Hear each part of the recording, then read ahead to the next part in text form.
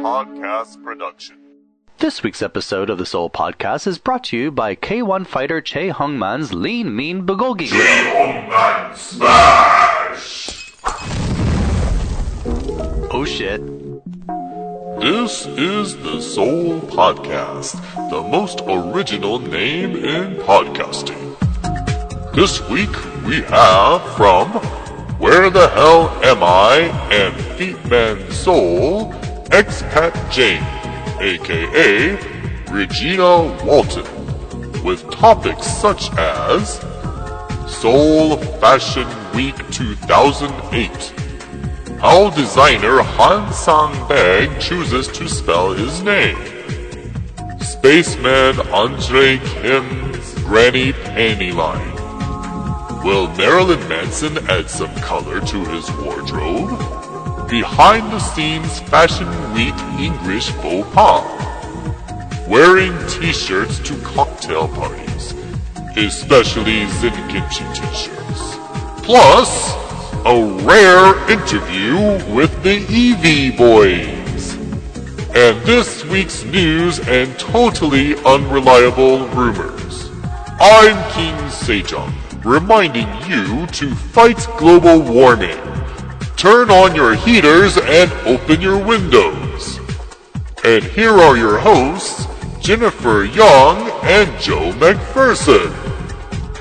Welcome to the Seoul Podcast. This is your host, Joe, and our co-host. This is Jennifer. Yes. And we have with us our special guest this week is Miss Expat Jane herself. Am I allowed to say your name? You can say my name. Regina. Can I say your last name? Oh, because if you say that, then they're gonna come and get me. Yeah, you can say my last name. Okay. Too. Regina Walton. Yay! All right. Well, hello everyone. She's a really big stalwart on the podcasting scene. You're a lot on the Metropolitan podcast. I've been on Mike's podcast maybe about 3 times, I think, at this point. And I've been on a total of, I don't know, 0. Oh. Oh. Okay, never mind. No, we've been talking a long time about doing podcasts together, and it just never. Last year it was about the libel thing, and now this time he wants me to come on. Well, we're talking about one of his new podcasts that may be coming on. He's trying to steal you. Woo you. No. No, actually, it's the English thing. Yeah. Yeah, I know what that's all about. Yeah, Do it. I like it. I like the show. I've listened to it a few times. A little bit of cross promotion. Tell me. I don't know. Bomb English, bitch. Called Bomb English. It's the bomb. It's the bomb. Pretty much. Yeah, I really like the show. Really, really, really like the show. Mike does make really good podcasts. And what else is there out there? Yeah, there are a few. There's a few now in Seoul. I'm so backed up on listening to podcasts that I don't have time for more Seoul podcasts other than my own. Me too. I'm way backed up. Especially my trip to America. I thought, oh, wow, I'll catch up on all my podcasts. No, fat chance. No. Yeah, something to do with, seeing family. Yeah. That's, actually, you do. I mean, you've been doing the Seoul Fashion Week. That's right. Yeah, I was going to go, but then I gave my tickets away, so do tell. Tickets? I had VIP tickets. Tickets? Okay. I'm sorry. Do you want me to talk about it now? Oh, is that do talk about it now? Oh, yeah. Oh, well, it was basically Fashion Week in Seoul. So you had Korean designers basically showing their fall and winter 2008, 2009 collections. Okay, so what we really want to know is, was it really horribly bad, or was it actually good? It was good. Okay. It's quite good. It looks good. I went off through the Feetman Seoul files and videos, and it really looked cool. I tried to catch maybe the opening and definitely the closing of a lot of the shows. And I still haven't gone back and uploaded a lot of those videos just because I got a little burnt out after all was said and done with it in terms of editing. But no, it was a pretty good fashion week. Yeah, I saw the opening, that robot runway video. What's that? Oh, yeah, that was Hassan Beg's show. Hassan Beg. Okay. Oh, it's not a misprint. I was taking notes and I wrote that down. It's Hassan Beg? Okay. Yeah. I mean, instead of, he romanized it instead of saying B-E-C-K, Beck, I guess. Would have been cool. Yeah, Hassan Beg. His name, he can do it how he wants. Yeah. I think Beck is cool.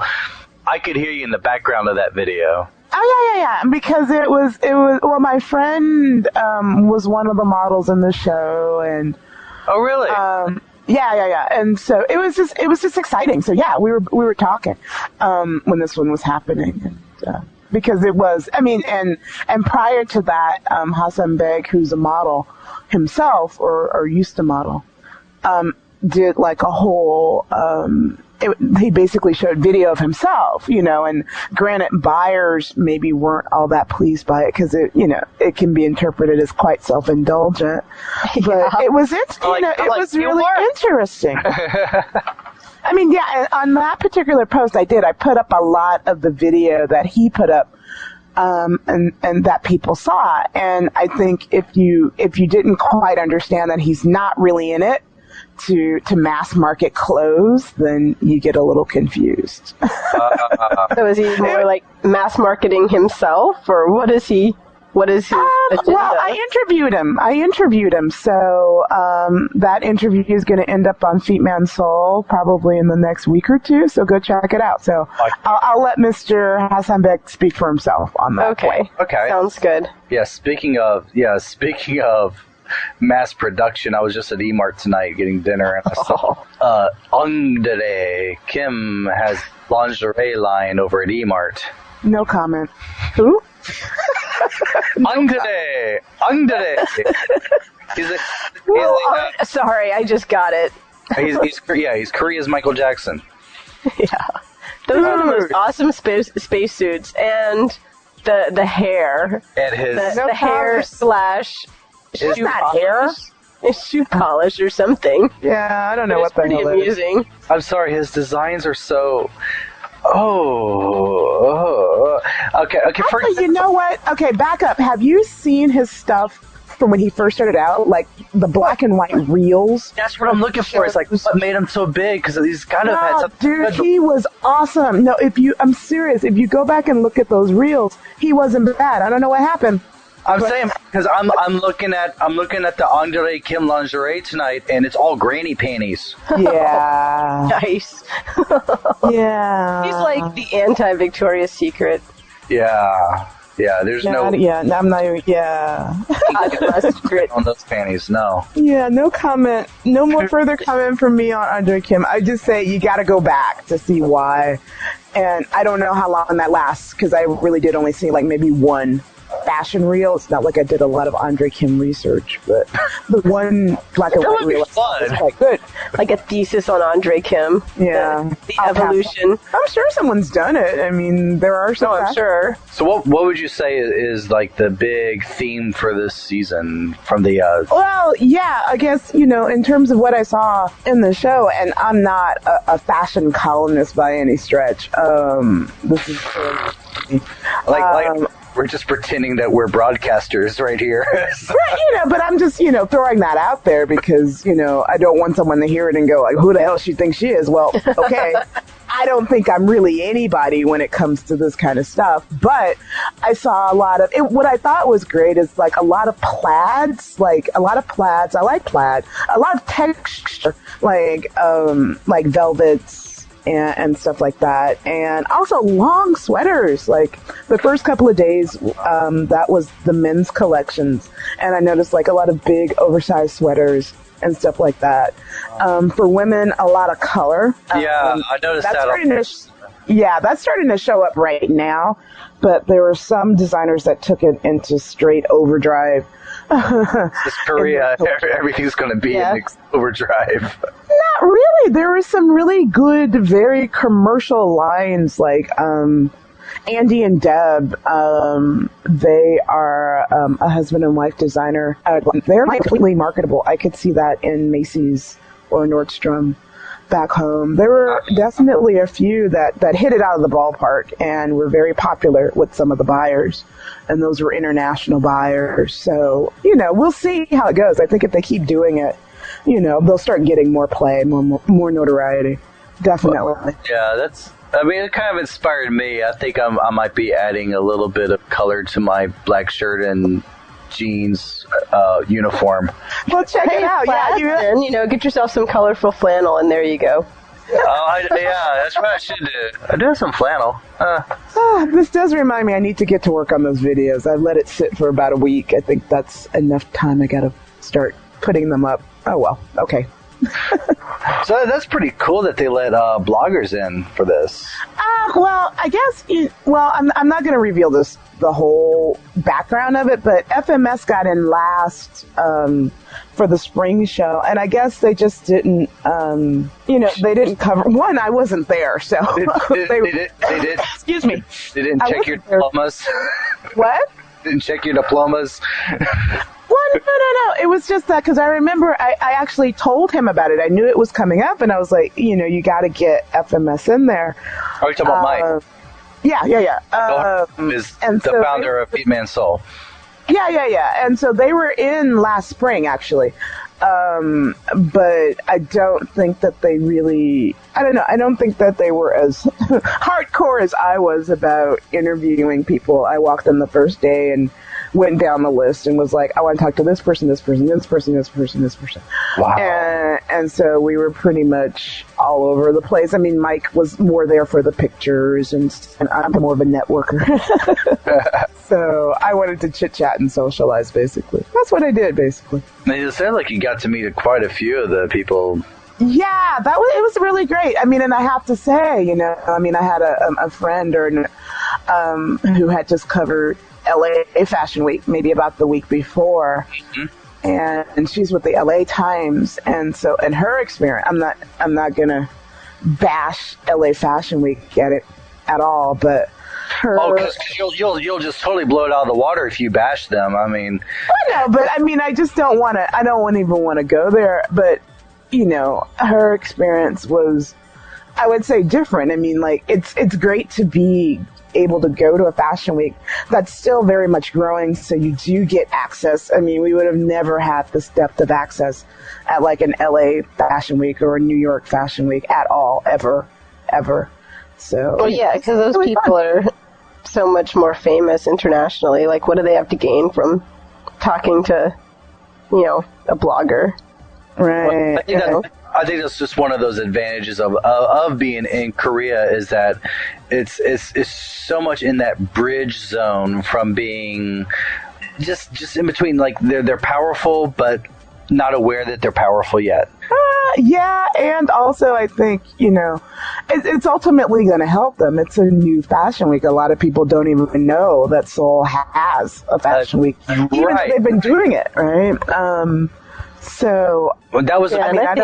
That was one of the first cool things. I was a little while back. I heard like Feet Man Soul was included in some type of some big fashion websites and they've actually started including like they had Tokyo fashion and London fashion, and then suddenly they started throwing in Seoul fashion, Korea fashion in there, and FMS was right there at the top of their list. Like it was just like recognize. Yeah, because I mean, in terms of blogs, we're pretty much the only ones there. Same thing for the Food Journal. I don't know, but I mean, bloggers do get into fashion weeks, like the Go Fug Yourself girls. They were at New York Fashion Week, so bloggers get in there. I would say that's changed quite a bit. That's good. Yeah. Yeah. But I think, like, in the case of in Korea, the amount of English press that the people that were showing would get, like, it might actually double by having a couple of blogs writing about them. Whereas, if people are at New York Fashion Week and they're putting it on their blog, that's, like, increasing it by, like, the tiniest, maybe 1/100th of a percent of the amount of press they're getting. So well, let's hope so. Let's really hope so that this is actually mutually beneficial. I would say it's definitely beneficial. I mean, I would like to think that, me talking about, these Korean designers, most of whom are pretty good, even if some of them are kind of, maybe a little bit too experimental for, and in some ways, I think it's good that we're talking about them and interviewing them. Like, I'm really excited, and I'm waiting for those interviews to come up.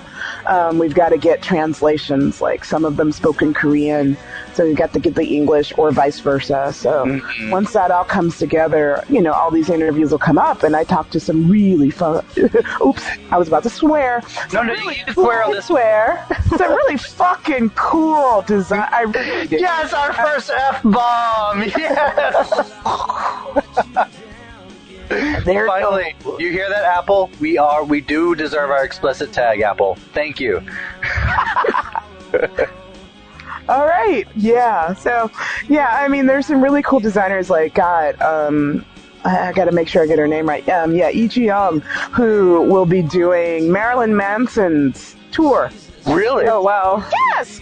That's sweet as heck. Oh, so here I go again. She was awesome. She had a great show, and I had a chance to interview her, and it was great to hear it, and I can't wait to put that up, because so many people are just bashing Korea all the time, and I'm like, there's some really good talent here, and people really need to recognize, so to speak.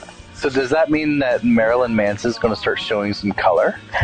No. Lee Ji-young does a lot of rock and roll. One of my blog posts is, from Fashion Week is on her, and I show a bit of her show. I show the end of it, and if you look at that video, it is very like black rock and roll. So no color. Okay. Or at least no color in the way that it was shown. I thought that'd be fun with all the plaids and the color is kind of like Marilyn Manson mixing in the grunge with the 80s. Marilyn Manson goes plaid, right? No. A Marilyn Manson like Burberry suit. Doing his best Eddie Vedder impression of sweet dreams are. Yeah, that would be great. Yeah, that's not going to happen. At least not going to happen with her designing for him. Switches to somebody else. Just having fun thinking of that. Marilyn Manson with plaid and just a little bit of blues. Yeah. That would be even scarier than Marilyn Manson himself. I'm kind of scared of that dude. I'm sure, because Fashion Week is a big suit and tie type of convention. What would be some of one of the weirdest things you saw there? Well, I mean, this is actually kind of disappointing, and I might, it with all the money that was put into the show to see things, and I wouldn't say it's weird. I'd actually say this is more typical in Korea. You still just had all of these just English mistakes, and I mean, and it made it through even to the clothing, right? I'm not going to say which designer did it, but basically the whole concept behind the line was a huge typo, and it awesome. killed me. It was horrible. It was absolutely horrible. And, you could tell they put a lot of time and effort into the designs and into the concept in the show and the marketing of it. But you just can't get past the crap English. And you're like, dude, how hard is it just to call someone? Give someone $100 freaking, I don't know, and say, is this correct? I'm available. Yes or no? Available. I can whore myself out for proofreading. Exactly. So it's just one of those things where you're like, will you please take care of that? Because that's where I mean, once those things cease, that's when I think that they'll start getting taken seriously. Yeah. There's just those little things like that where you're just like, oh man, come on. It's a funny little thing. You always see they're always trying to pull together these big international events, and then something happens like that. Last year in Anyang, little old Anyang, they had some big international World Cup of roller skating. But it was a big deal. We actually had people coming in from different countries, and they do their inline roller skating, and it was like kind of like the World Cup of that. And the closing ceremonies, they had like some big giant, a backdrop for the entire stage that had something like "thank you" on it in English, and they put it all up, and they draped it, and the entire thing was upside down. And it was like, it's only halfway through the performance, someone noticed that. They turn down the lights, take down the backdrop, and turn it back around while the lights are off. They're still dancing. And then they put it back up again. So it was upside down? It was upside down. Oh, good lord. That's just carelessness, because even if they don't understand English, they could tell what the letter should look like, you know. You never know. I could just see some ajushi, little high up in his ranking, go, no, do it this way. This way is correct. Yeah, the best one I ever saw was in Cheonju, Sarah Chung's rectal tour. Right on. So bad for her because she's Korean American. It's emphasis on American, so she would understand it. And it was like right when she was turning 18 or something, so like still young enough to really be like, you know, oh my god. Yeah. It's stuff like that. I mean, the same thing happened. I was here during colonoscopy. Like they built the stadiums, and the stadiums, like the signs were so bad and the errors were so huge that they had to take all the signs down and do them again. And it's just kind of, if it happens over and over, it's like, God, don't you get it? You know, get someone to help you. It's not that way. Or maybe, I mean, just me being my idealistic self, I'm just always thinking, well, maybe they want to, but they just don't know where to go. Bull crap. I mean, I think, I don't know. I think it's an issue of like, this person has an X TOEIC score, and they really think that person knows what they're doing. And I'm like, a TOEIC score, whatever they're using, doesn't really mean crap, and they still fill in bubbles really well on a piece of paper. Exactly, and they still don't have a basic understanding about how English works, and so and you're just unable to be a competent editor on that level. You just can't, not with that kind of basic knowledge. But okay, enough, because I could talk for a while. Really? Because I really would love to hear some examples of what you saw. Examples of, what do you mean? Oh, just some English, some mistakes. No, that's okay. Yeah. Well, I know we're not trashing on this whole thing, because I really wish I was there, and it sounds like it sounds really serious. It looked great. I mean, like this one video, it just seemed really cool. What, you mean the Fashion Week? Yeah. Oh yeah, it was great. I mean, it was just, there was one particular line that was based on a concept, and and I'm sure if you looked for it, you could figure out which line I'm talking about, and I'm going to leave it at that. Okay. So now we all have our homework. Go find it. We will find this on feetmensoul.com. I don't know.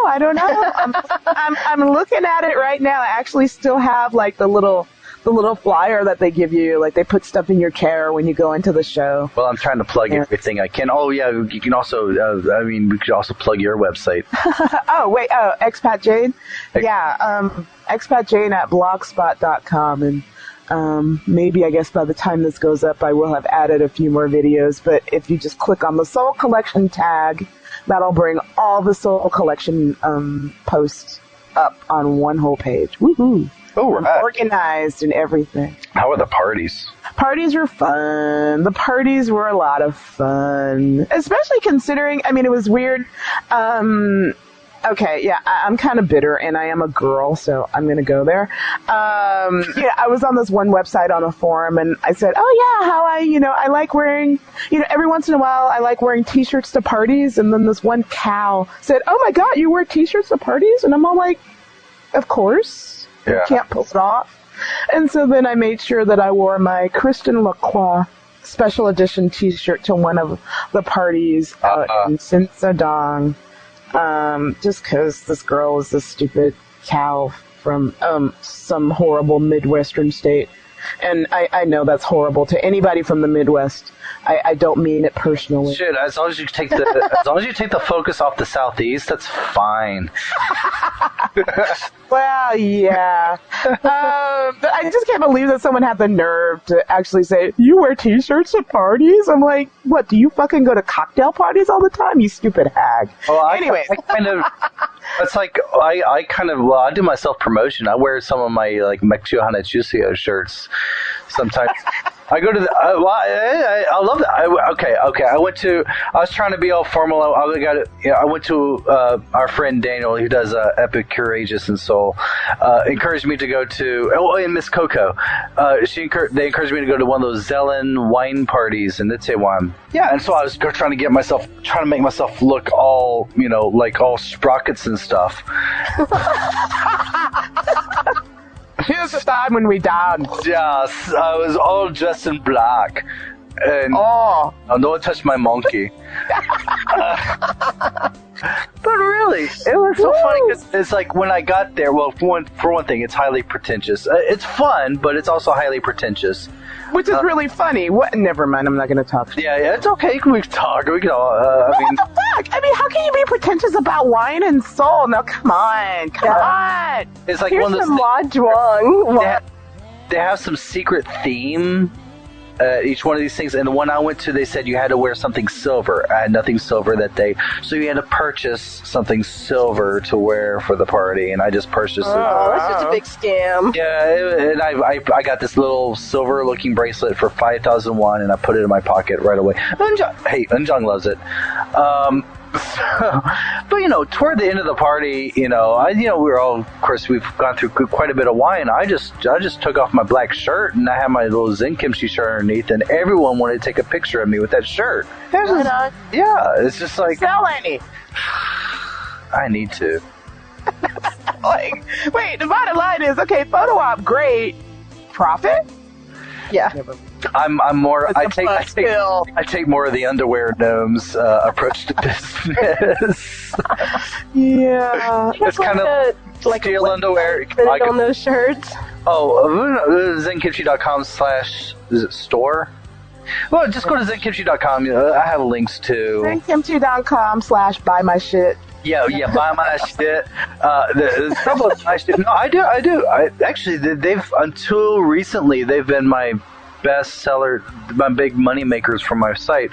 The trouble is that I only have them produced in the U.S., and most of the people that want them are in Korea, and everyone keeps saying, when are you going to start making them here? And I'm going to go, when I get around. Can't you go to Dongdaemun and get them to print you up some? Yeah. Can't you get some friends?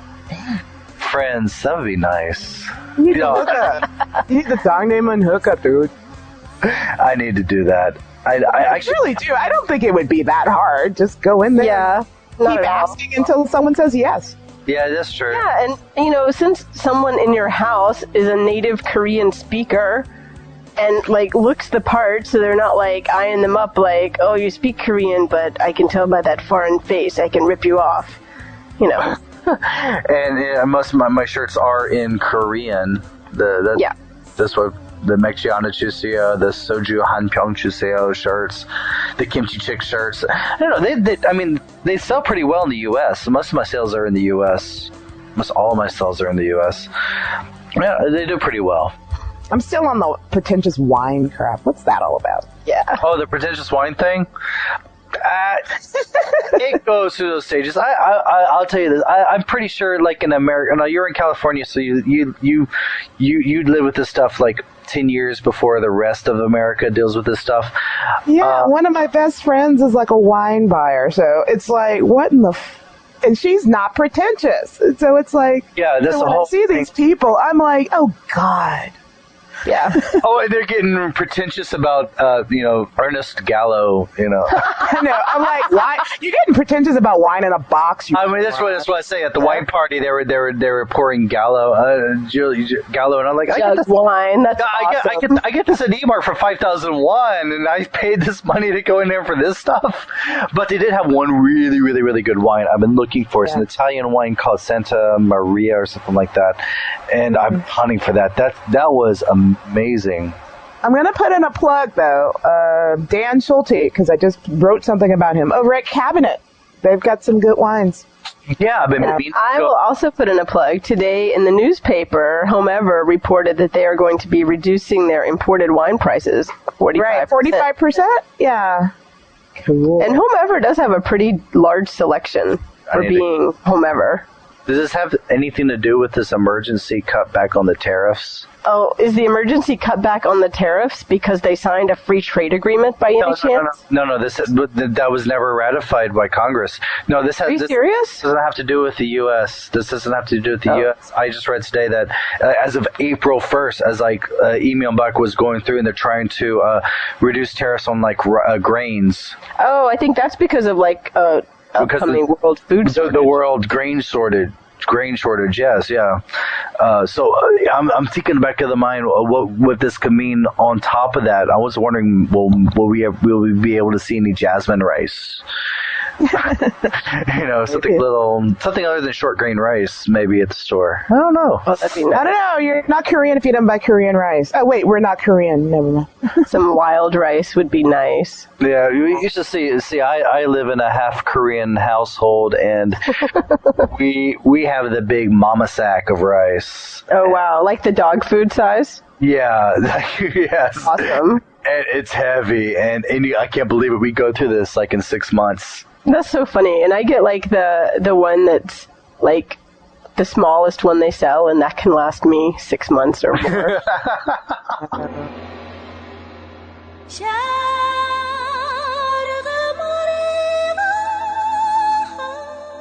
And now the news and whatever is distracting us from our jobs.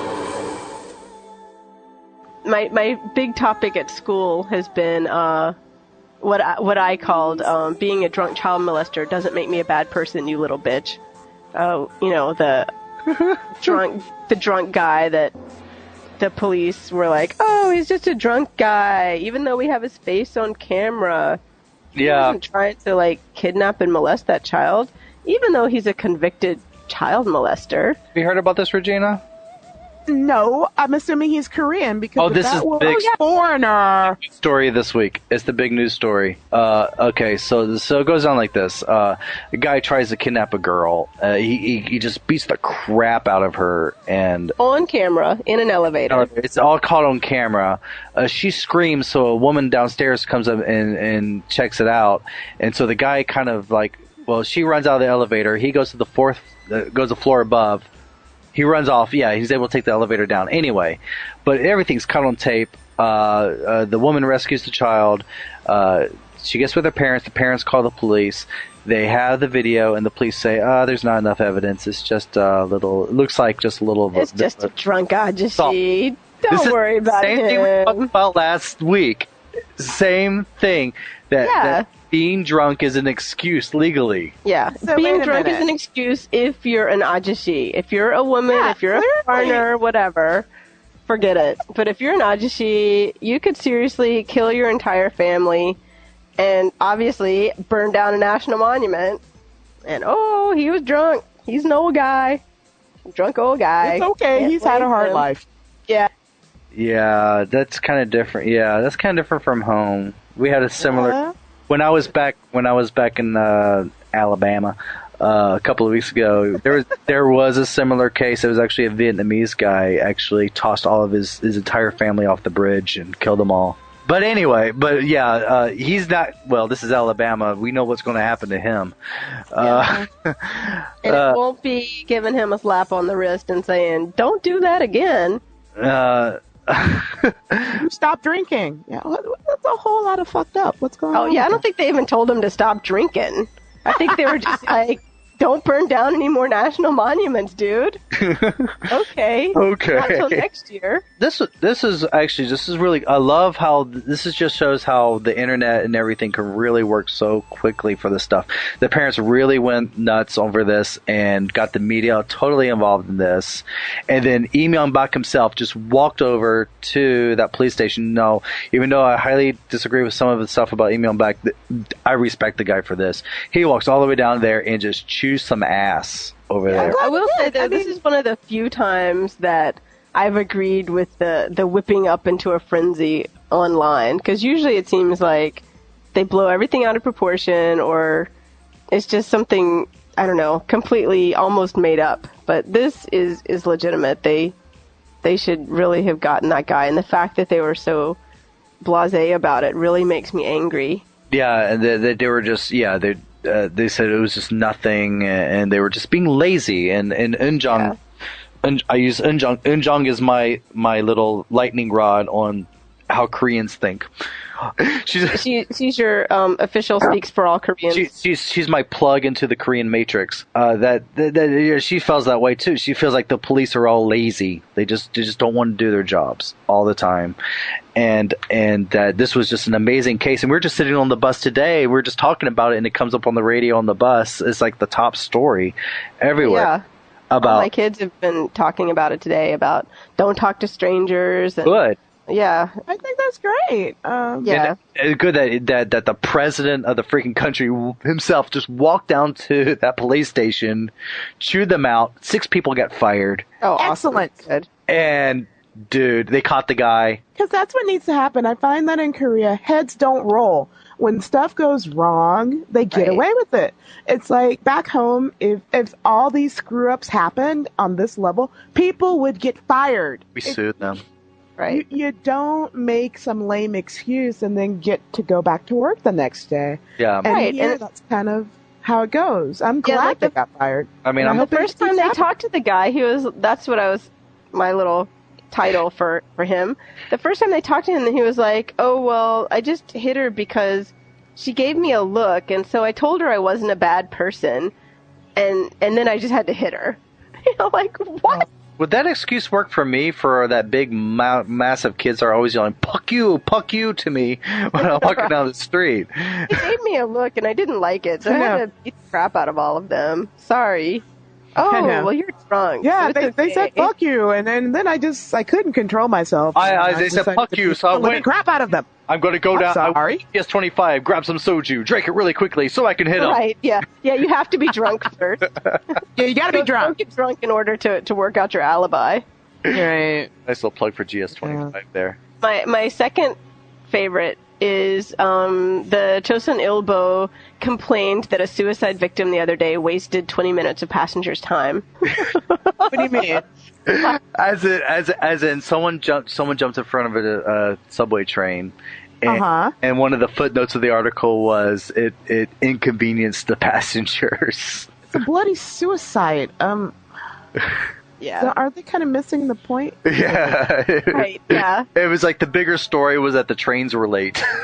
Yeah, exactly. But I did notice, I think it was yesterday evening maybe when I was coming home, the completely useless subway guy down there, he was actually like, when they rang the bell for the train to come in, he came and like nearly pushed us onto the tracks so he could make sure that nobody was on the tracks. Oh, which I thought was sort of ironic. Yeah. Oh, okay. Like making sure the tracks were clear. Oh, but okay. the fact that he like pushed us all out of the way so he could do it, I thought was really nice. That's pretty. That is quite polite. Yeah. Yeah. That's the weird thing is like I am so anti-police state, but here I'm just like, God bless. Could we just get some police out there doing? Yeah, well, there's like a big difference between a police state and like having protection from criminals, you know, or scooters on the sidewalk. Yeah. Oh, you still haven't gotten adjusted to the scooters on the sidewalk. Well, yeah, you're gonna miss them when you go home. The older I'm getting, I'm figuring out I'm less alert than I used to be. So I'm getting more and more nervous these days that I'm. What, you're gonna get sideswiped by one? I'm feeling like I'm playing the odds these days. The longer I go out on the street, I'm just playing the odds, and just one day I'm just going to go smack. It's just going to happen. It's happened to a couple of people I know. It's going to be my turn. You just have to consider the price of living in Korea. Eventually, you're going to get hit by a moving vehicle. Oh my God. Okay. No, when I lived in Cheonju on a long weekend, I had a roommate, and at the time, my fiance, the 3 of us were living in an apartment, and on each day of the 3-day weekend, one of us got hit by a car. And I was the only one. I was the only one that was actually in a road when it happened. They were hit on sidewalks. No, they were driving on the sidewalk in cars, because that's how they roll in Cheonju. Oh my goodness. Yeah, the guy that hit me I thought was roll. most impressive.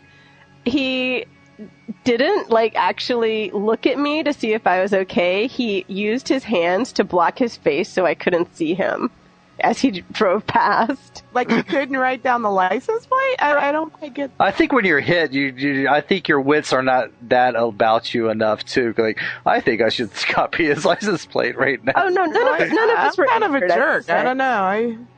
None of us were injured, fortunately. I'd be like, what the fuck happened? Oh my god, I got hit. Really? Okay. See, I'm the person that reaches for that cell phone camera. Yeah. Okay, I haven't got down yet. I used to work for an insurance company. Look, hey, I'm thinking I'm going to find you. I used to work for medical insurance. I'm going to find you and I'm going to hurt you.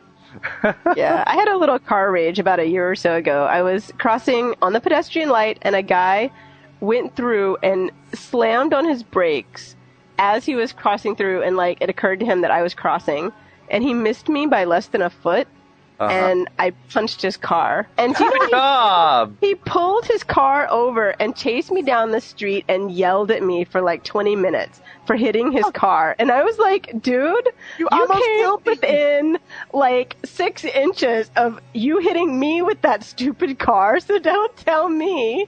Like, what, did you not see the red light? Did you not see that I had the pedestrian cross light and I was 3/4 of the way across the road? How out of it are you? Part of me, drunk Ajashi? Well, okay then. Oh yeah, that's a, Yes, he was drunk. What are you talking about? okay. He was drunk, it's He could not okay. control himself. part of me I just wish I could just carry around one of those air horns. Yes.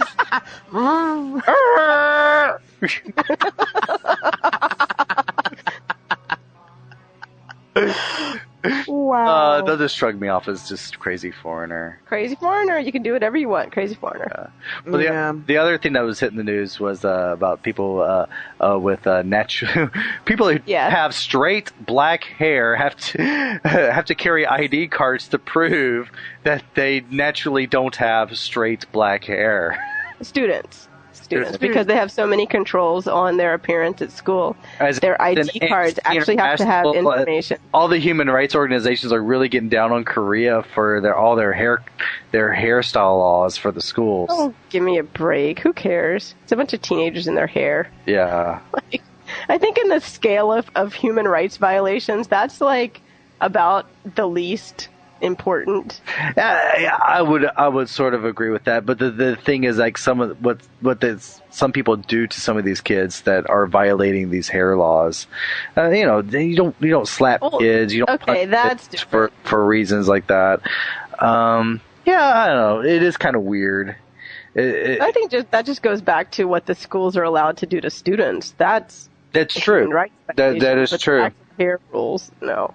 Yeah, because that's kind of weird. Because I did go to a school. We did have a haircut policy, and we actually had a haircut. I made the haircut list a couple of times. Yeah, I'm just not getting it because I'm all like, well, okay, I could understand maybe abusing the kid, but they do have rules about what you can do to your hair. Yeah. In schools. But I think that doesn't seem to be like a big major deal to me. When there are places that have issues of human trafficking and what have you, hair regulations doesn't really seem to. I mean, okay, yeah. When they start getting on the women who make their livings out of glass boxes around the train stations. Yeah. Once they deal with that, then I'll be concerned about kids who dye their hair, whatever. Yeah. That crackdown was a couple years ago. That's over. I know.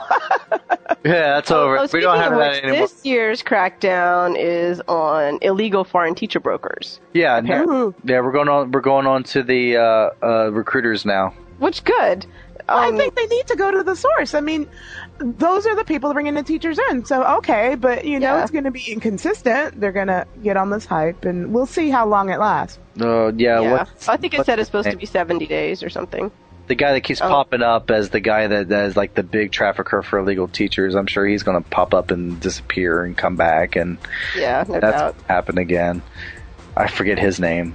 think his name is Kim, but that narrows it down. And that narrows it down.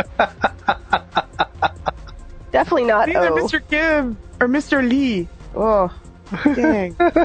There are people that are dumb enough to believe, or just not willing to do the due diligence to think that when they see these ads that say no degree, okay. Because there are places where you can get a work visa without a degree. Just Korea is not one of them.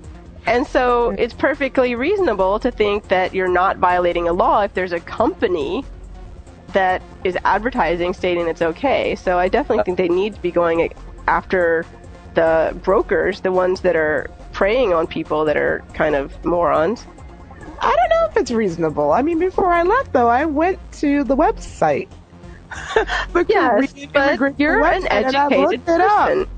The people we're talking about are, by definition, uneducated. Not the brightest. Ooh, now we're going down on the people without Yeah, I'm sorry. I just don't buy it. I mean, yeah. I mean, I think people who are recruiting should definitely be put on, they should definitely be put on the hook for it, but come on. Yeah. The people have got to realize something when they, see that they're going to be working on a tourist visa and have to leave the country regularly or whatever. Or if somebody gives them a fake degree, that should be like a big sign. But there are people that legitimately think that there's some loophole. I think the onus would be more on the recruiters that are, telling people. And when you hear about all the bribery and everything else all the corruption in business here, you might think, oh, that is just how they do things there. Society. Like, oh, it is just, business as usual to have some fake documentation to satisfy immigration, but nobody really cares about. That's exactly what it'd be. Okay, you wrote on, you came up to, talking about this deadbeat dad? Yes, okay. So a guy comes to Korea because we're all felons if we come to Korea. He was a deadbeat dad in the States, and he came to Korea to be an English teacher and brought his kid with him without the mother's knowledge. Oops. And she's been looking for him for 7 months, and apparently somehow through Facebook or MySpace or something, like it was some completely random circumstance of events that somebody put two and two together, that this kid that they had seen at school was this kid that was missing, and sent her a note saying, I think I've seen your kid, and she came to Korea and got her kid back. Oh, good job. Yeah. Is that really, where did you see this? Yeah, actually, I heard about that story, too. I just didn't... Oh, okay, you heard about it, on too. the thread. I haven't seen that one. I found out that I'm a verb now. Yeah, I saw that. Somebody got Zen kimchi'd. Explain. Huh? Okay, yeah. You gotta explain that one. I hear that. That's not the first time I've heard that. If I post someone on the Zen Kimchi main page, they say that they've been Zen Kimchi'd. Oh, okay. Oh, awesome! There you go. I've been Zen kimchi'd many times. Ooh. I think I've hit some level of success when I'm a verb. I don't think I've ever been Zen kimchi'd, but whatever. Not jealous. I think. Yeah. It's overrated, honey. It's overrated. No, I'm just I was going to say, because I think the last time I was a verb was in high school, and I think that wasn't a good thing to be Joed. It wasn't a good thing to be Joed? Oh. Wasn't a good thing. Well, you're moving up in the world of verbs, then. Yeah. Someday I will be an adjective. Yeah, did you hear about the Flower Power Peace Festival? Yes. Oh, my God. What a load of crap. And I love that they're going to have Linda Ronstadt. Yeah, Linda Ronstadt? Yeah. Some of us call her Linda Ronstadt, but obviously we're wrong. No. What? Oh, God. Okay. Yeah. These people have put together this peace festival, and they're saying that they're going to have Neil Young, Rod Stewart, Don McLean, Linda Ronstadt, Alan Parsons, Crystal Gale, and maybe Elton John. But it seems like so completely bogus, especially because somebody pointed out that Elton John has a concert in Europe like the day before or something. And, somehow I don't think he's really going to be jumping in his little jet and flying down to Seoul for some festival performance. I don't think that's really what he does anymore. Not for North Korean rights. I don't know. Yeah. So wait, when is it? Or when is it supposed to be? I think it's the first long weekend in May. Or maybe it's just second. It's one of the long weekends in May. Yeah. The more I hear about it, the more skeptical I get, because I've also heard Neil Young's not going to be in it. Well, yeah, I mean, those are some big names, even if, like, they're not recently big names. They're, like, lifetime achievement big names. Legends. Those are big legends. There you go. Shoot, Neil Young, Rod Stewart. Dude, so Neil Young, Rod Stewart, Linda Ronstadt, Don McLean, Elton John, Alan Parsons Project, everyone from the 70s, really. Yeah. So, like, wait a minute. March 17th, 2008, the concert in Seoul titled Flower Power Peace Festival.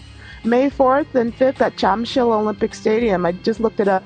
I don't know where the buzz is coming from. I'll have to look it up. Yeah. I wouldn't want to shell out any big bucks until I got some confirmation. Right. Like, going to the Stars websites and see if they're, like, putting it on their own sites. Check me out on this date, whatever, like they all do. Right. Well, you check out their MySpaces and different things. But the festivals are being put together now, so maybe. I would like to be. If the festivals are being put together now, they shouldn't have printed posters with names on there. Right, but I'm saying this is like Korea, and I'm just looking. It's supposed to be at Inter Park. They're selling tickets at Inter Park and Ticket Link. So let's click over. I'm sure they're really selling tickets. I'm just not sure they've really got the big names. Okay. Oh, all right. They might have Crystal Gale. Yeah, it's not that it's not happening. It's just that you don't believe that these people are coming. Yeah, we don't believe they're coming. And okay. You do know about the Gumball 3000, right? Tell me about this. It's a race car rally, and it's going through parts of Asia and into Pyongyang in August. And there's some very rich people. Is Burt Reynolds on there? Huh? Burt Reynolds? No, Burt's not going to be there, I don't think. But, it's like a yearly, basically, race car rally with all these well-moneyed people. And they're coming to Pyongyang, so if you hear about that, it's true. Okay, well, that sounds pretty cool. I mean, me and the Flower Power Peace Festival, my stupid naive self, I was taking that like, hook, line, at first. I was going, shoot, yeah, Neil Young, Rod Stewart. See all those names together? 5. Yeah, I was going nuts over that. Yeah. Oh, likely I can't afford it, or I won't have time to go. Likely it's on a Wednesday night. Yeah. Doubt. But, in other concert news, Smooth Music coming to Korea. Oh, yeah. I saw the posters. I saw the posters in Itaewon. Yep. I went and got the information. It's April 5th at Dome Art Hall in Children's Grand Park. Tickets are from 88 to 110,000, which I think is pretty ambitious, considering their last hit was, like, 20 years ago. Go Toto. Ooh. Toto. Oh, you're not really big. Oh, Rosanna. Come on. Africa. How could you forget? Yeah. They're so smooth. No. Yeah. Unfortunately, no comment. Yacht Rock. We're big fans of Yacht Rock. I'm really been getting into. Yeah, no, I heard 50 Cent is coming and Neo, which is this week. This week? Neo, and Chris Brown or somebody. I got a text message about it. Yeah, I just don't go to any concerts. They're too expensive for me. 50's coming. I live like just far enough away that it's a real pain in the butt to get there. So that always just puts me off. And even like Korean Broadway shows are too expensive. I mean, they're like really, really expensive. I'm not gonna see the Korean production. That's what I'm saying. I'm not gonna pay $60 to see the Korean Rent. No comment. Oh my God. All foreign teachers complaining about the hovels their schools put them up in. Instead of like a bunch of artists, the New York theme, the Korean foreign teachers, shoved together in a tenement. But we don't pay rent. Yeah, but and everyone assumes we have AIDS. Some schools give like really great physicals when their teachers come in. The physical is like cough and now some blood. I wonder what you really wanted. So thorough. I did see the Kids Rock thing today. What? it's a video on YouTube called Kids Rock, and it's some guy singing kids songs Pretty close. to the tune of like famous rock songs. And my absolute favorite was Pearl Jam's Old MacDonald, because it sounded like so much like them. Old MacDonald, go sheep there. E-I-O, E-I-E-I-E-I-O. I like a B-I-N-G-O. Oh my. Alanis Morissette kind of sucked because it was obviously a guy doing it. It was a guy. It was a guy doing Yeah, but the rest of them were really funny. Yeah. And Guns N' Roses singing a song for McDonald's. Welcome to McDonald's! That was great. Great. That's what's passing around the blogosphere right now. Everyone's kind of throwing that around. And Jamila did her music video. Yeah, I had never heard of her before, and I have to say, Jamila? No, I'm completely out of it. I just live in my own little world. That's known as my apartment. That's one of the biggest stories of person who comes on TV with an agenda. Agenda works. His agenda to sell herself out and do anything to be famous. Exactly. She goes out. She knows Korean. She gets on a Pretty Girls Speak Korean show, and her debut thing, she goes up and does sexy dance, causes a big stir, a big little controversy. All the old ladies start calling the station saying, "We don't want to watch this show with those sexy dance." And so then she gets a single. She gets a photo shoot. There's bikini shots. She got this whole little thing on like her pictures on cell phones. She gets money for doing that. And I have to say, if the YouTube video actually looks like her, she sort of looks tranny. She sort of looks a little tranny. Yeah, she does. I mean, she did. And it could have been the makeup. It could have been the YouTube quality, you know. Oh, when she was on Misuda, she kind of looked like that too. She was really, really well made up. As in, she wants to be the Uzbeki Britney Spears. Okay. She went up there with that purpose, and she got it. And it's like the men fell for her hook, line, and sinker.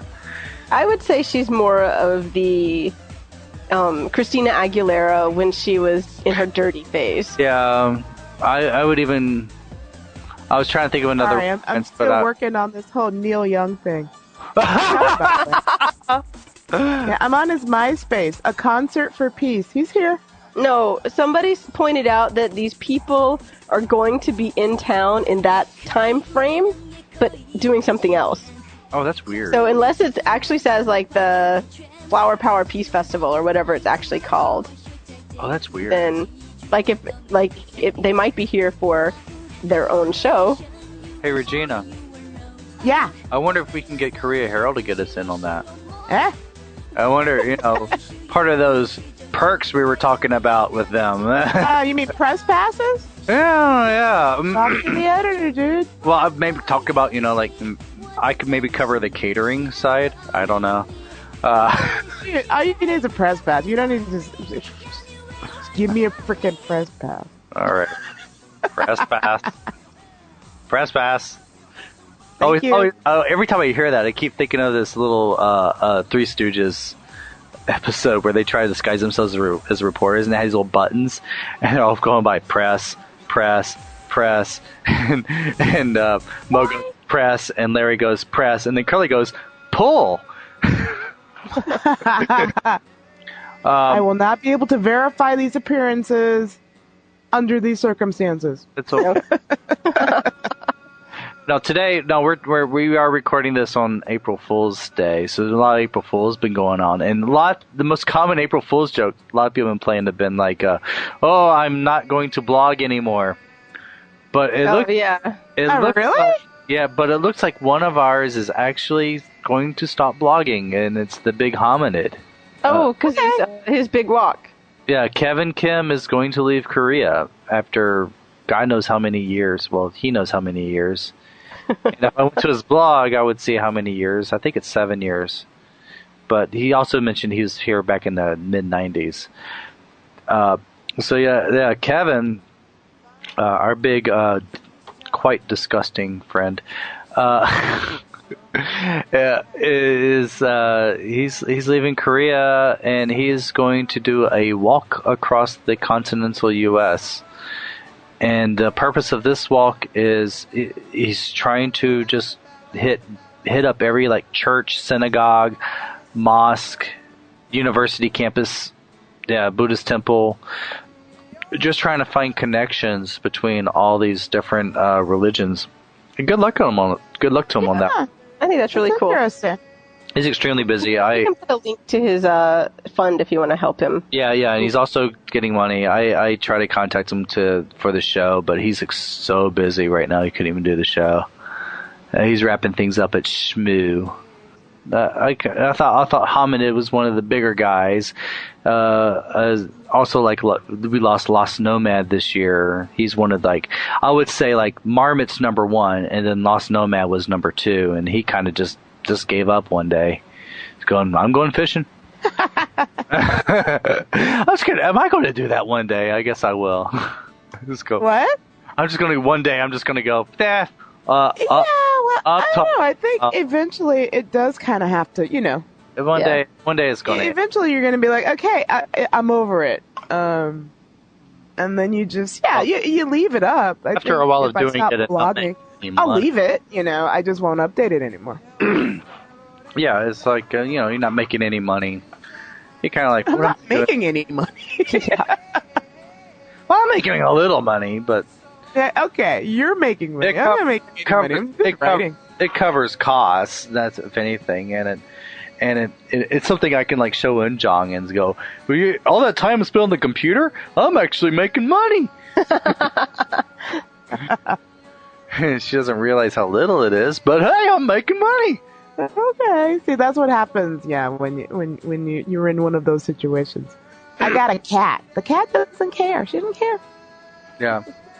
What about this cat wedding?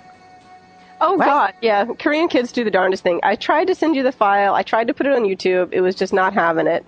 Cat wedding. Yes. So one of my coworkers was in class last week, and it's her lowest level class. It's like, I think the lowest level class we have at the whole school. And all of a sudden, the 2 girls in the class jumped up simultaneously and said, "It's time for a cat wedding." They grabbed their little stuffed animals, like kind of Beanie Baby things they have with them, went to the back of the class, at the end of the aisle, put the cats on their head, and then my coworker, ever the fast thinker, along the lines of Carl, was like, "Wait," and pulled out her camera, and then was playing, like, humming the wedding march for them, and they marched up the aisle with their cats. And they each had, in lieu of a bouquet, some kind of fancy pin, like with something fluffy on the top. And then they got up to the front, and she was like, "So do you want to say anything on your wedding day?" And they were like, Merry Christmas. Yeah. So wait a minute.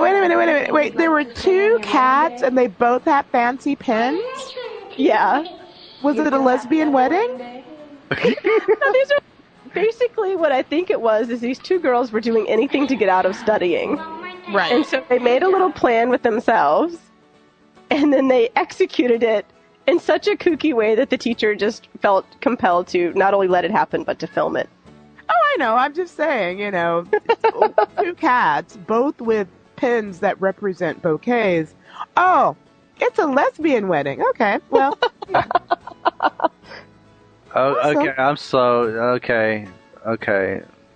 All right. I will continue trying to send that video to you because it's pretty funny. Oh, okay. It's only like a minute. Okay. Cool. Oh, and speaking of one thing we were talking about last week, Kicking It and Gumchan. Have you seen that? Yes, I'm so jealous that you interviewed them. Yes, I was able to get an interview with those guys. So. Here is our interview with the EV Boys, with the guys who did Kickin' It and Gumchan. This song goes out to all the way goops looking for the place to be.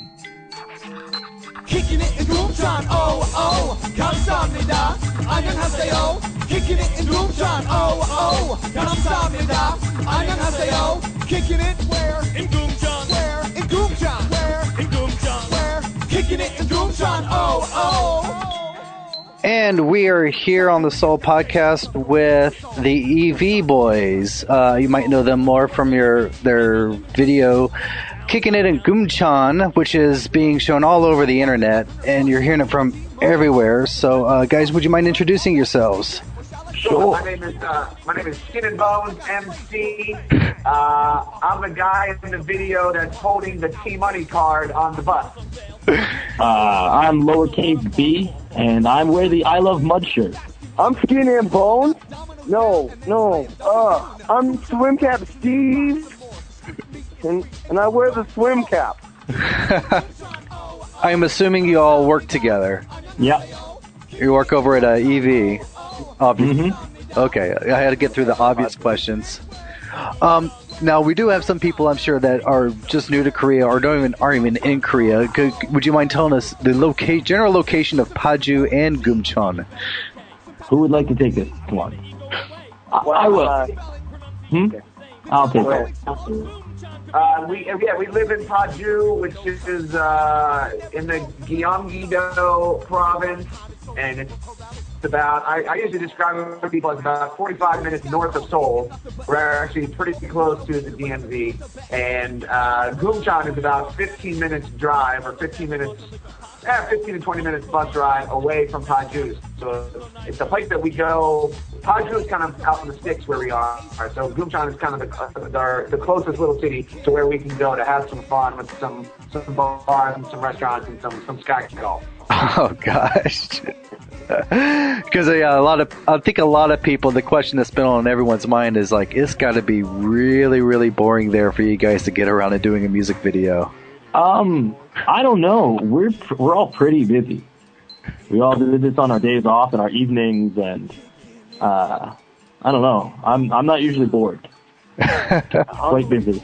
For us, I think this is actually the same way that if you were a painter or an artist or something like that, just because you came to Korea doesn't mean you would stop doing that.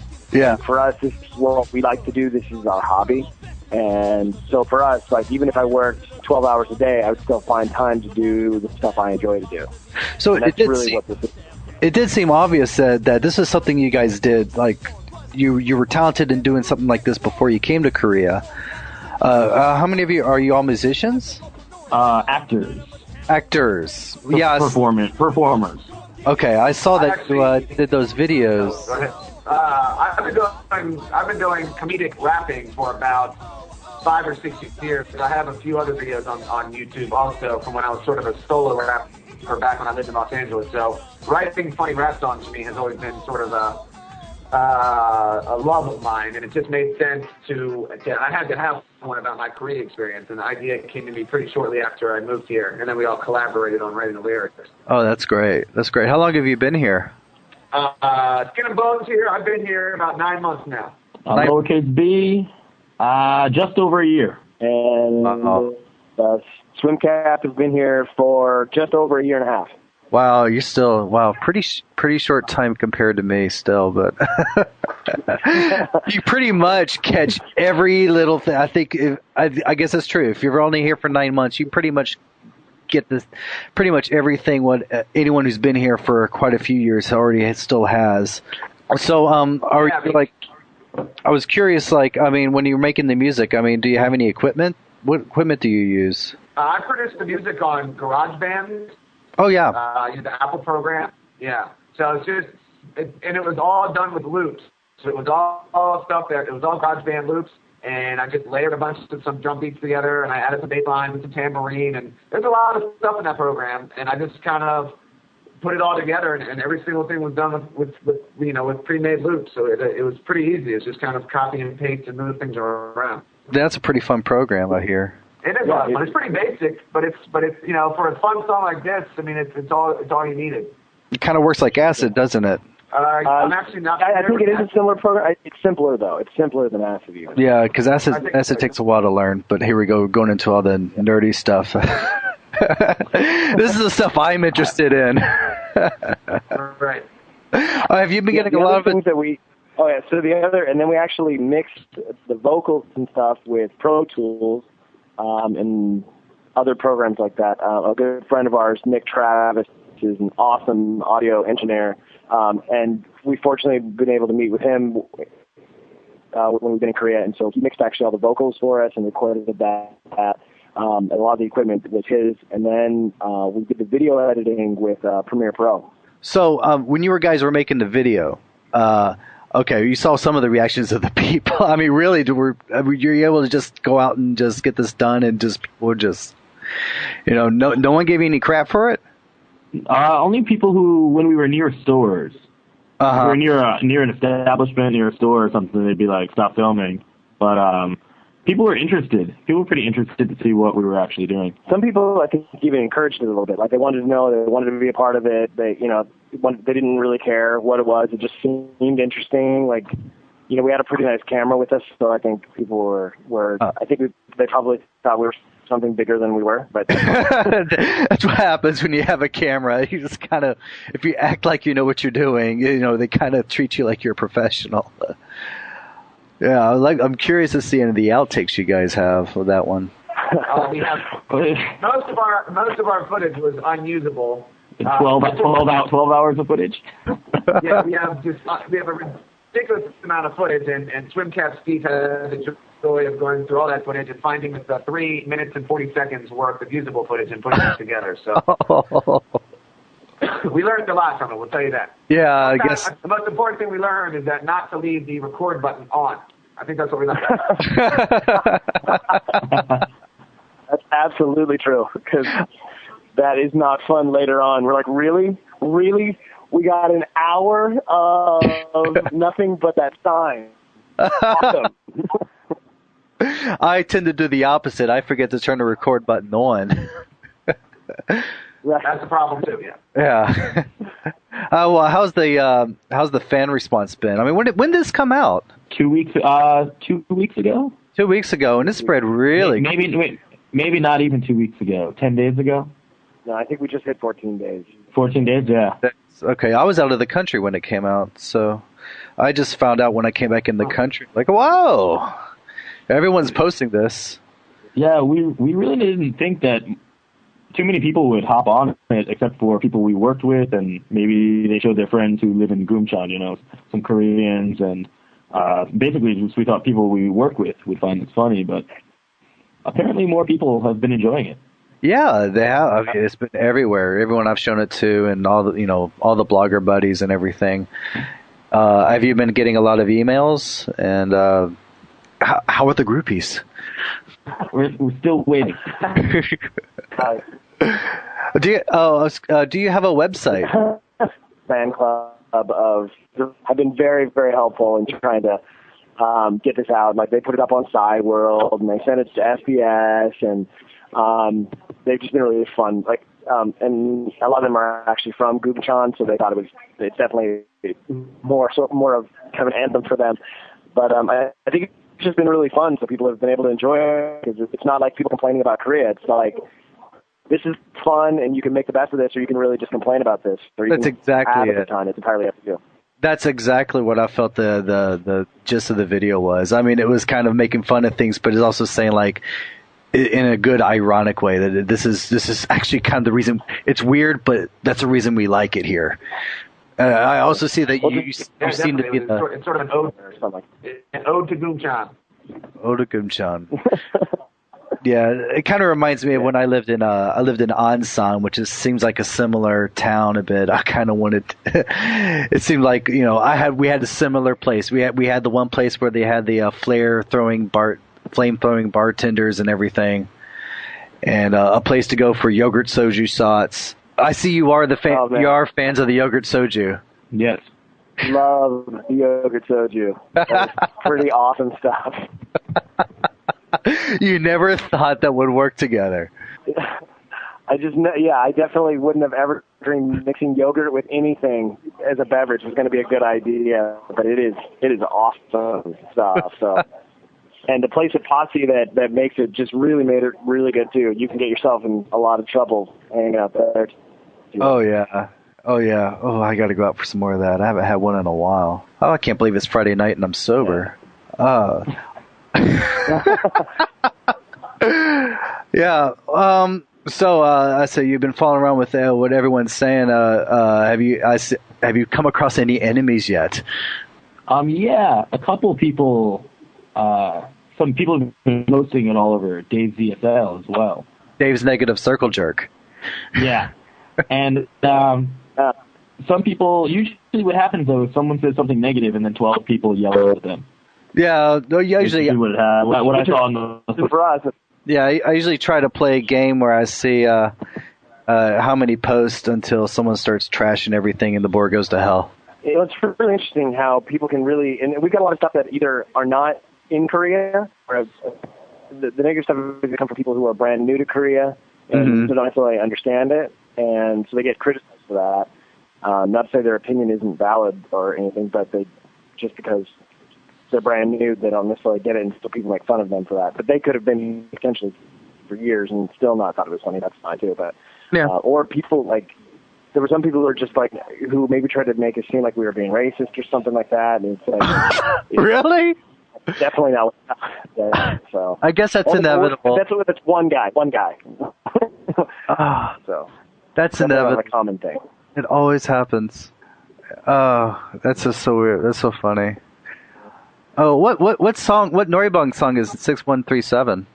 That's not actually. That's a funny question. That's actually not even that's just a random number. I mean, if you look through the karaoke books, they got, the numbers that you punch in on the little control deal, and I literally just picked a number randomly, so 6137. I'm going to go down there. I'm definitely going to go down there, and I'm going to figure out what song that is. That would be awesome. That would be so funny, but something like, Welcome to the Jungle or something. Yeah, I was curious. To the heart. I don't know. Yeah, I was curious what that one would be. Well, guys, everyone's asking, do you have any future plans? You're going to be making some more songs? Yeah, we actually wrote another song, sort of a love ballad, if you will, about a guy who falls in love with a Korean girl who is his language exchange partner. It sounds like a B-side. Yeah, it's a total B-side. We're really excited about the video too. We don't want to share too much about it, but it's a fun song and it's gonna be a fun video. It's gonna be stylistically a little different. It's not gonna be hip hop. It's gonna be more like pop, but it's gonna be hopefully just as entertaining and funny as we Goomchan is. So we're actually recording the vocals for the song in about 5 days, and then we're gonna shoot the video in the next couple months, and it'll be on YouTube as fast as we can get it up. Oh, that's great. Looking for a really funny and hot Korean girl to actually play the love interest in this next video too. So okay, you're anybody out there who thinks they fit that thing. Funny is the key. You got to and hot. Yeah, I don't think that's our listeners. No. Well, guys, you have any more to add? Keep watching the video. Keep watching the video. That sounds great. Yeah. I love watching that video. Pass it to your friends. Yeah. Pass it on. And we're talking to the EV boys, the guys who came up with Kickin' It in Goomchan. And so we'll keep up with you guys later. All right, thanks, Joe. Man. Keep on rocking. Thanks, guys. Whoa. Thanks, man. Thank you. Right. Sure. Okay, that was fun. Yeah, that was a great interview. Yeah. Did you overdo it? You can never underdo it. This is podcasting. Yeah. I've been sending that to everybody, and everybody has been emailing me back. It's like, oh my God, I watched that 5 times. I was crying. I was peeing on myself. Well, I haven't gotten that far on that one. I think the only thing that would have made it better, I think 3 things would have made it better. Okay. A parking lot ajashi, Yakult Ajima, and if they had jumped in and started dancing with some doomies. Oh, that would have been great. And then I think they would have had every single thing covered that I laugh about in Korea. Well, if you were listening carefully to the interview, they are working on a B-side. A B-side. Oh, awesome. I will wait with bated breath. Okay. Ow. Oh, man. Oh, on a more serious... Oh, God, on a more serious note. I don't think you guys read this one. The Dongai Ilbo. Sometimes they really have some really weird editorials. Some of these views of these guys. Huh? It's more just living in Korea where you have the two different extremes. We got the north and then we have the south, and they always figure out, well, the north is this way, we must go the other extreme on this way. So this guy is like doing this really big libertarian rant. Ugh. And but it goes to the more surreal section that he says that restaurants should abolish any type of sanitation enforcement. I didn't know they ever had that. Yeah, the government should not be involved in enforcing sanitation in restaurants. The magical invisible hand. What? Yeah, the magical invisible hand of the market will take care of that. So after people get E. coli, Is he out of his... Is he out of his god-awful... What? God. Yes, the market. You know, the number of times I have seen open kitchen doors and seen the dishes on the floor being hosed off with a garden hose. I don't see, like, what other rules they can get rid of.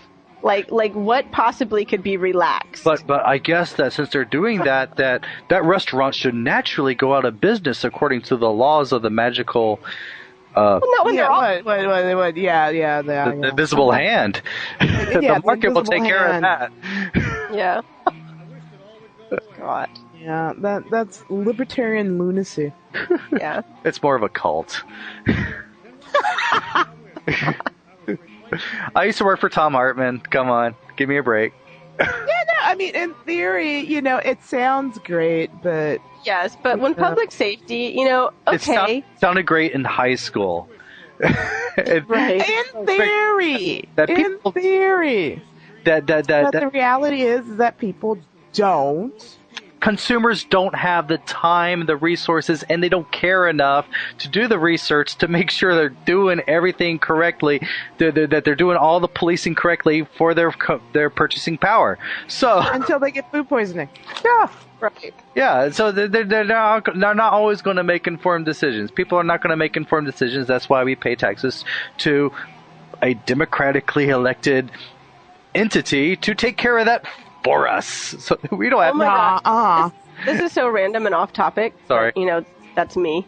My coworker, the same coworker, was at Myeongdong the other day, and candidate number 6 for the elections they're getting up ready for now. Yeah. Was having a bunch of people like line dancing, and they like totally pulled her up and put her dead center. And when she was like, I don't know what you're doing and I don't know why, they're like, no, you must be in the middle. Now, the fact that she's like 5'10" and blonde, I'm sure had absolutely nothing to do with it.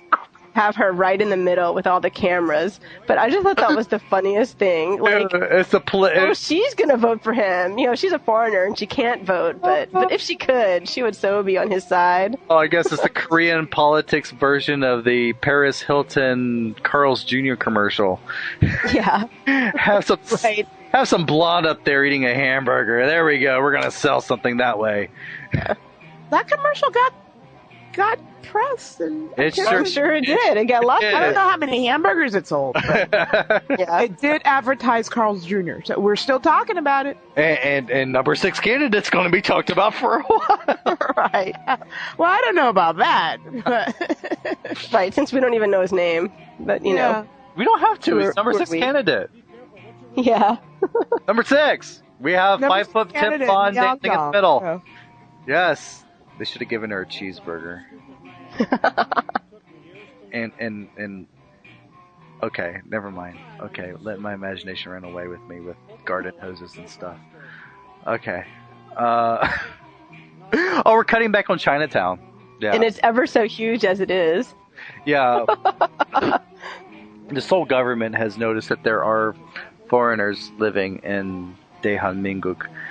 And And so they've been, like everything else, nothing can happen organically. We have to plan it We have to plan it and delineate it ourselves. And so they were going to artificially create foreign enclaves, foreign ghettos in Seoul. In the places where, like, they already sort of exist. What you would call Chinatown and Incheon and... Sochil, the French area, and Yongsan, American area. You will hear this on the Seoul podcast first this term, gentrified ghettos. Yeah. But unfortunately, they're cutting back on their plans for Chinatown because the Koreans that live there don't want a Chinatown there. Well, there already is a Chinatown there. It's just really tiny and it's extremely ghetto. Yeah, they're planning on making creating. I think there was a casino they're planning. Okay, see, you know what the real problem is? The people that live there are really poor, and if they do these gentrification plans, all they're going to do is price those people out of their cheap little apartments. That's exactly what it's going to happen. That's what I think is so funny about this. It's like, okay, well, maybe the French town would work because a lot of the French ones are, they're already pretty swank over there. That is a pretty gorgeous area. But when they start gentrifying Chinatowns and, God, gentrify, if they ever come to a Filipino town, gentrify. Right. Yeah, well, I guess, you know what? Hey, that's our show. Regina, you were recently back in the U.S. Yeah. Yeah. Right on. Heard you got left on transportation all alone again. Oh, she hasn't. I don't think she's been to my website. Oh, was that an April Fool's joke? Yeah, that was an April Fool's joke. Oh, okay. Sweetie, all today was April Fool's joke. All today. The Marmot is there something about me? You don't. Yeah, it was a thing about how you got left again. Regina, on public transportation. You got left again? Yeah. Because you posted on your blog before about being left on buses. The taxi and the bus driver. About what? Yeah. Okay, back up. I can barely hear you. What? Back up. First, it happened to you when you were in a taxi and the guy jumped out to go get some cigarettes or something. Yeah, and then the bus driver. Yeah. And now, kind of reoccurring thing. On Zen Kimchi, I put on that the pilot left the plane that you were sitting on. For a Gatorade. Right on. That's a good one. At least it wasn't a shot. You know? And there's a picture. I made a picture. Did you make a picture? Yes. Oh, man. I liked your Ministry of Beat Gym. Oh, the ministry. That wasn't me. That was actually Josh Ingnon came up with that. Oh, really? That was pretty funny. Yes. That kind of goes with the other video of the week that we did not talk about was the new Olympus Mew commercial. And that girl who apparently her only skill is sticking her lip out. Kim Tae-hee, she is very popular. She's known as the cute girl. Oh, she's so cute with her little lip stuck out, I have to say. Yeah. She's very good at it. She was really cute. Yeah, I kind of liked it. I fell for it. If she was at Hooters, I'd order some more wings. Yeah. But I love the other one, the first commercial, where she would try to distract the guy so she could take pictures of herself while he wasn't looking. That's Asia. That's very Asia. Yes. Yeah, I love that. I love the example of an Asian woman's photo book is oh, and here's you. Oh, and another picture of you. Oh, and I wonder who's here. Oh, it's you.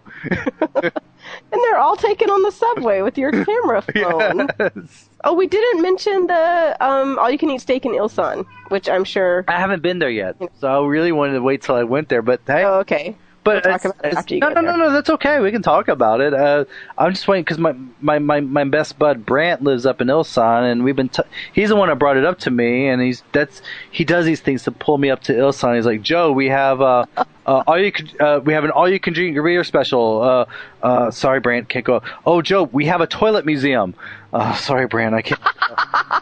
That's awesome. Man, it's Ilsan. I'm not. Go away. Yeah, but the few times I've been there, it's been really fun. It's just so long. I live in the southwest suburbs, and he's in the northwest Uber suburbs. Why don't you just be in the middle? We then it wouldn't be Ilson. we normally do. We normally do. Being practical and all. And all of our old haunts have gone out of business. Swing is gone. And God bless. I wish Swing would come back because Hooters is no replacement for Swing. Seriously, no replacement. I miss just hanging out. It was just this tiny little place in Apgujeong. You could just order all you can eat wings, sit outside with your beers and your buds, and you just watch everyone walk by. It was just so good, and the wings were so good. It was too bad that went out of business. Swing was such a great concept. See, Hooters you can't sit outside and watch people walk. And Hooters wings aren't that good compared to Swings. And too pricey. Yeah, they really just vote on it being Those like were the days. working class. Yeah, I was enamored with Hooters when they first opened, but now, that past couple of times I went, I've been highly disappointed with Hooters Korea. You know, the only other hangout we have is the Houndstooth. Is it the Houndstooth? Oh, no, that's in Tuscaloosa. The Wolfhound. Wow, it's like the Houndstooth? The Houndstooth. Lord. That's a bar in Hang out. Tuscaloosa. Yeah, the Wolfhound. That's been our other hangout because the food's good and the beer's good and it's cool. And it's near Chef Miley, so we can always go and grab some cold cuts on the way out. Priorities. You have to Priority. put it, your hangout nearby the good shopping. We do it where we see that's the whole thing. The whole reason for Swing, we did it for the good eye shopping, in which the eye shopping would pass us by all the time. And that was back when we were single. Clearly an experience I cannot relate to. I know. Here I'm talking about old sleazy male stuff. Like, hey, right on, dude. Yeah. With two women. I'm like, oh wow, this is what men do. Okay. Ooh, well, this is what men who we're men that are too shy to actually make the first move, so we just look. Look. Yeah, but the wings were good. I just missed them. Okay. So say I kind of want to talk about what I did back in the U.S., but Oh, you can. Go ahead. What'd you do? Okay. I'm trying to think. What did the fair? I know it's I didn't do any mayor cruise or anything. I went to the Fairhope Arts and Crafts Festival, and I bought some art. Right on. Everything was nautical. I think Eunjung was a little disappointed. She wanted me to get some more abstract stuff, and I'm getting pictures of lighthouses. And I got this naked mermaid painting. Lighthouses and naked mermaids. Right on, dude. I just did this. I said later on we're going to get the abstract stuff, but this is the stuff that makes me think of home. I just wanted some stuff. I like a little map of the Mobile Bay, and I got some metal sculpture crab. She was really wanting something really sophisticated. I came with all this beach. Sophisticated. Wait, I mean, this is went home to Alabama. This is the stuff you find over at the Marriott in Palm Beach or something like that. This is the type of stuff you'd find there. And I knew it was, but I just wanted it. I just wanted that stuff. I just went back and just had just the old foods I liked, and I bought myself this. Brought back my keyboard, which I bought, which is beautiful. It's beautiful. That was my big thing. That was my big stories, and I haven't even blogged about it yet. It was just the transportation of this bugger, because it actually was 84 pounds with. Oh my god! Yeah. I had no idea they were so heavy. Well, this one just got a really big one. This is a heavy-duty, full-size, weighted Yamaha S80 synthesizer. Technically, it's outdated, but it's pretty good. It's pretty sweet. I've been playing with this bugger quite a bit. I'm loving it. Getting back into the music. Yeah, and I brought that back in my guitar back, even though I'm still working on my fourth chord. But I look cool. I look cool. Guitar, right on. I look cool. I got a guitar strap. I got a little yin yang guitar strap, and it's a black guitar. And even Eunjung's going up, she just wants to pose with the guitar in front of the mirror. It's this is so. I'm So that was my big fun was transporting this back because of all the overweight baggage fees, and I got through pretty well. And of course in Incheon they took me up to customs and started. Oh, they're fucking with me. Yeah, started fucking with me. Everyone got together and did a little campfire circle around the thing, waiting for me to open it because I think they were looking for drugs in there or something. I don't know. Oh no! I guess they assumed that I normally bring 84-pound keyboards to Korea to sell. Oh, okay. Yeah. Yeah. How much did your plane ticket cost? I mean, like, really? Yeah. After spending all that money, I brought it all the way over here to sell it because there is an electronics. Because there's like no way you can get one on the black market. Yeah. There's a duty on that, and after all the money, I'll tell you this: after all the money I paid, transporting this over here is still cheaper than I can get the same thing on Gmarket, the Korean site, for the exact same synthesizer. It's twice the price in Korea as it is in America. Yeah, and I'm so happy. And I got me a smuggled a Wii back in, a Nintendo Wii. And that's been fun. So what? A little bit of time. The Nintendo Wii. Oh, come on! You hang out with Michael Hurt, and you don't know the Wii? He loves his Wii. Yeah, it's the new Nintendo. Oh, right. Yeah. No. We collaborate. That doesn't mean I know what that is. Sorry. Well, we collaborate too, but he still tells me all about his Wii. Oh, right. That might be the part of the conversation where I'm like, okay, yeah, Mike, gotta go. Oh, okay. Okay. Then I won't talk about it anymore. I'm just saying, it's been fun. I've enjoyed it. But it's a game? It's a game, but it uses motion controls. So, like, when you swing... Oh, right. Is it the one where it's kind of, you put the motion detectors on or something? Yeah. You actually swing the tracker. He told me about that.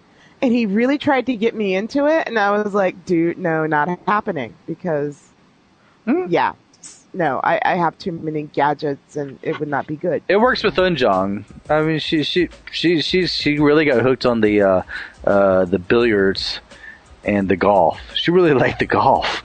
That's the funny thing. She was kicking my ass in golf. Little Michelle Wee right there. Yeah, little Michelle Wee on the Wii. Oh man, there's some marketing there. Yeah, probably. Okay, wait. I just found Neil Young tour dates. Hold on. Okay, Neil Young. Yeah. Blow this out of the water, because I got a feeling after checking that MySpace page, I didn't see anything. MySpace. It has.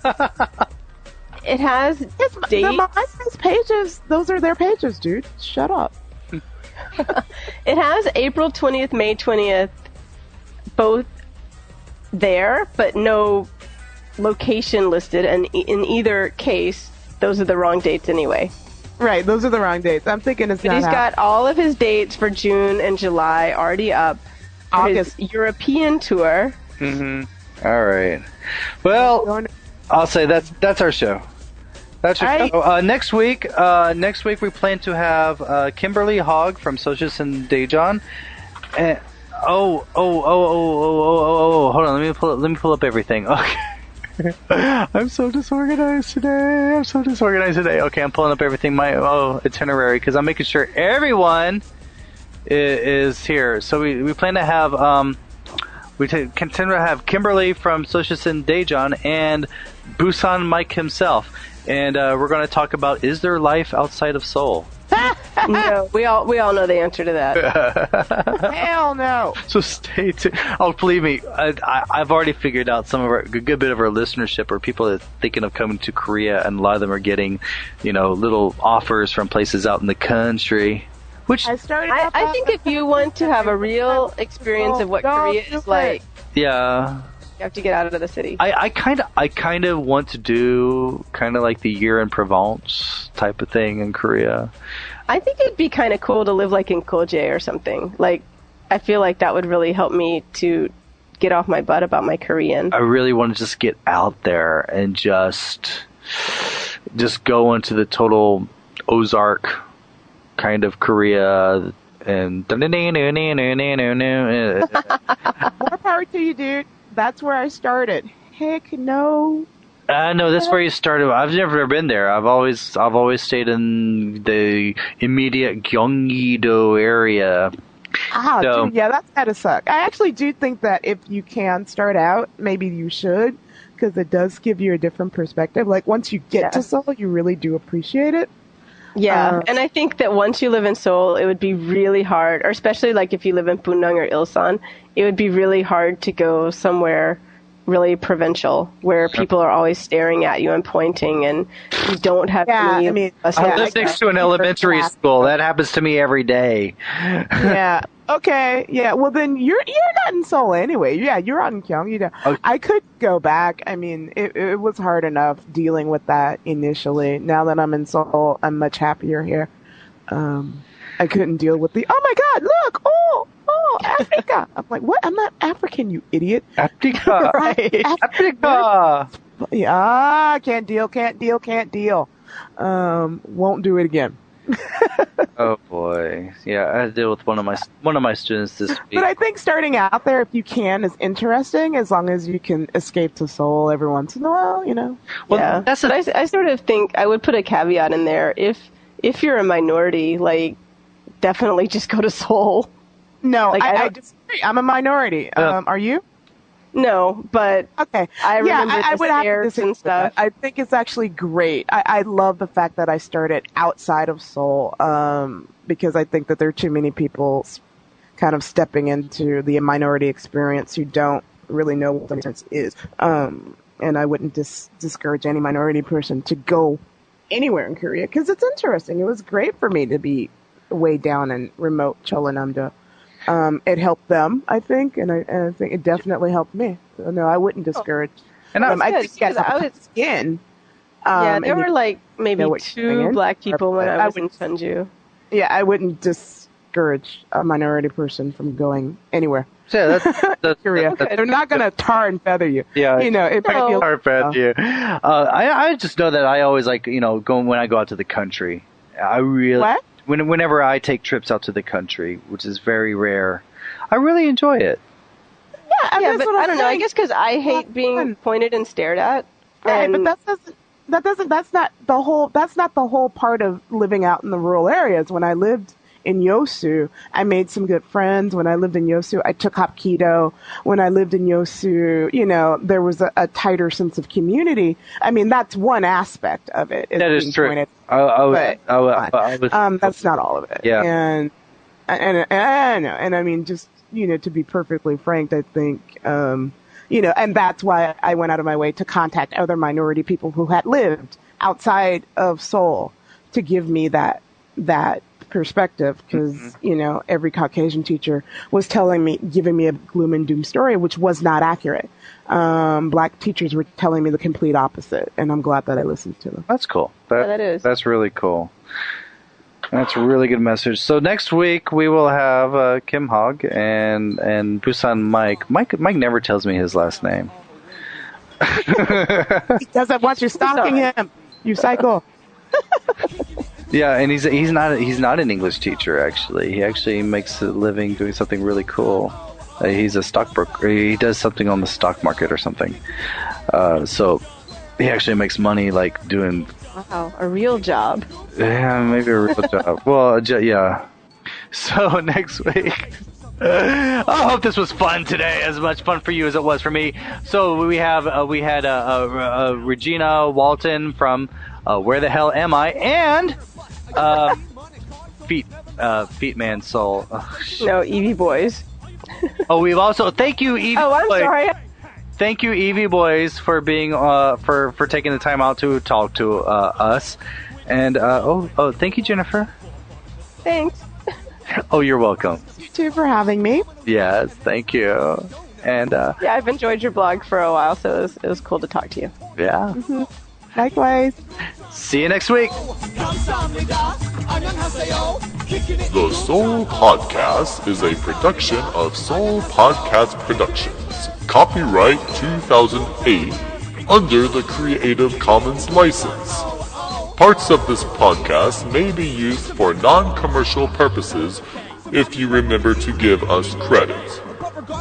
You can contact us at sejong at seoulpodcast.com. That's SEJONG at seoulpodcast.com. For a transcript of this episode, listen to it again and write down what you hear.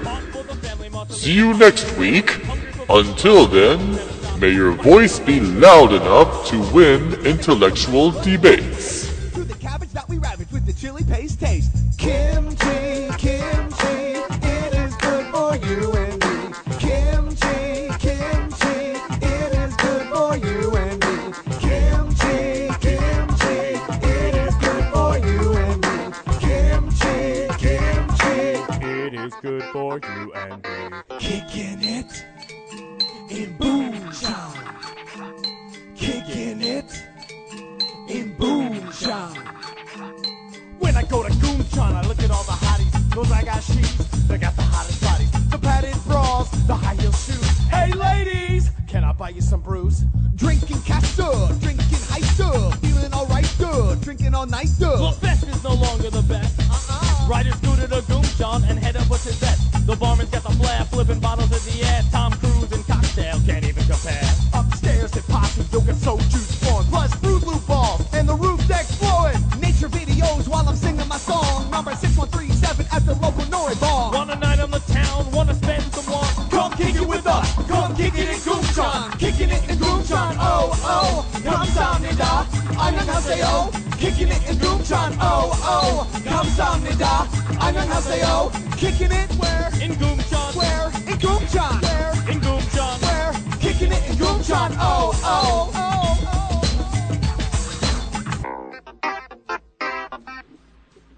I would like to be on a game show if possible, where I can win cash and prizes. Either that or just hang out next to Super Junior for a while. That's all I'd ever dreamed of. Yeah, the Wonder Girls wouldn't be bad to hang out with either, I'm not going to lie. Yeah. They would have been if I was 15 years younger. I believe they're all underage for all of us. Yeah. Really? Some of them are 14 and 15 years old, I believe. Some of them have hit college, so they're okay. But yeah. Okay.